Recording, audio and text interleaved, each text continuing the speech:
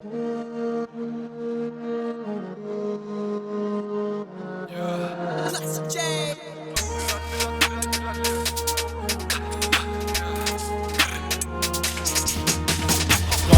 şavdih benimlesin, kafamda kurdum 40 nefestesin. Gereksiz insan, tutarsız bahane, sahte dostların hepsi divane.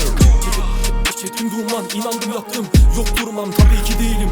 Ben normal, snap'te poster, tweet'te olay. Tamamen yalnız, kendi başıma, sorun değil herkes kendi yolunda. Sanki görmediğim birçok şey var ve geri dönüyorum yeniden hayata. Sırtımı dayadım, geçmişim temiz, karanlık sokak, illegal ekip. Zor günleri atlattık bebeğim, sildim maziyi, bir sürü çektim. Kuzenle dinlerim kasetten Azer, Mozart'la içtik, olduk müptezel. Yaşantım boktan, çocukluğum bir dert, adalet sizinle halimiz beter. Yatabilir her şey kafanıza denk, kafamıza denk ve çıkışalım teke tek. Oğlum onlar yoktan ibaret, gökten inlersen harbi dua et.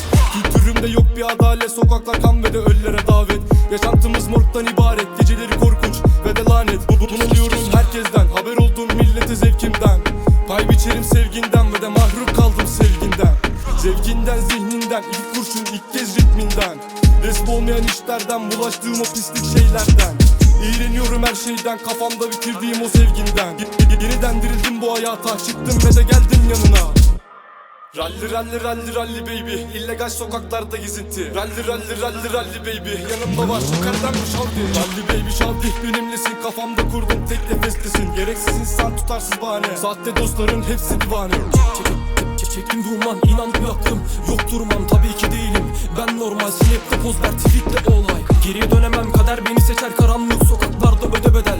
Yarım kalacak bazı şeyler, hayatımda iz bırakan eller gibi. Sarf edemem bir mutluluk, sevgiye harmanır sözlerim buruk. Gözlerim alevden bir parça, arkamdan konuştur sen anca. Gece kara bulunmaz bak izim, 26 kod hatun easy. Çek bir duman ve de yapıştır PC, yanımda kuzen like'a da biz. Denedim yaptım, oldum milyon, pes etmem asla. Farklı bir yol yaşandı bitti, tecrübeydi, çocukluk öldü, bozulda bitti. Çevrem konuşur dostum yeniden, ailem beni ve de korkusuz büyüten. Emanet belde kuşkusuz yürüyen, buralar bizim oğlum size veremem. Kelepçe nezaret, akşam adalet, hakim bey ve de karar müebbet. Annem üzülmesen geçer bu illet, sokaklar suç ve de bizden ibaret. Olamam rahat, respekt çekerim kuralına